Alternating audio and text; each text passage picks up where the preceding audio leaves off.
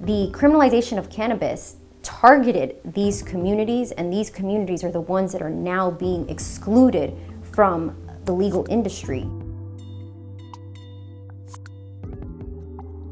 I've been loudly proclaiming legalization for the longest, and here it is. Legalization is like right here, and it's not really legalization, it's corporatization, and I don't fit into that.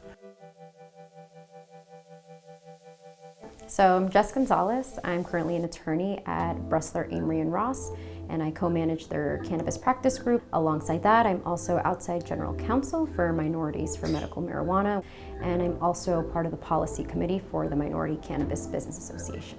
So obviously we know that the criminalization of cannabis heavily impact communities of color. Even though reports have come out that white consumers and communities of color consume at the exact same rates, but depending on what state you're in, you can either be 3 times or 8 times more likely to be arrested on the basis of your skin color. You put so many people of color in prison, you give them a track record, that now when this opportunity does arise, you say, well, no, sorry, because of your past, you can't be included or be involved in this industry.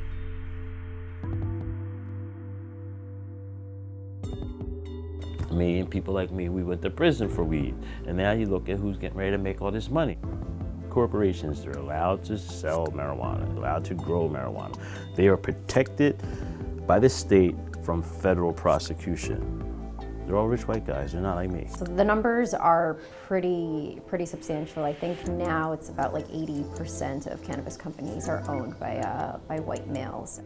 These corporations are coming, and the little guys like me, are just totally excluded. And if you have a felony, you're out of it. If you don't have a lot of money, you're out of it. Like if you don't have political connections, you're out of it. I'm stuck in the black market because the white market has, the legal market has all types of barriers that prevent me from being legal, and I want to be legal.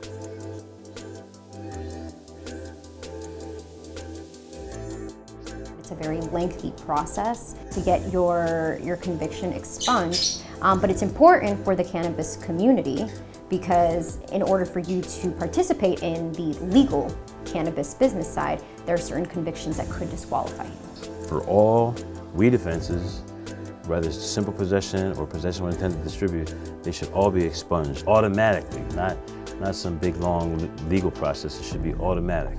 There is no cannabis bill that's going to come down in any state that's not going to have some sort of social equity provisions. And while I think those provisions are okay, I do not think that it is enough. Education, incubation, mentorship, and either 0 to very low interest grants with not that many strings attached. I think that's what I'd like to see in legislation. I would hope that you would look back on the folks that you put in jail for that and now help them into this industry, but unfortunately, I'm not really seeing that happen. They should take responsibility for really what they did for so long to these communities and start uplifting them instead of excluding them.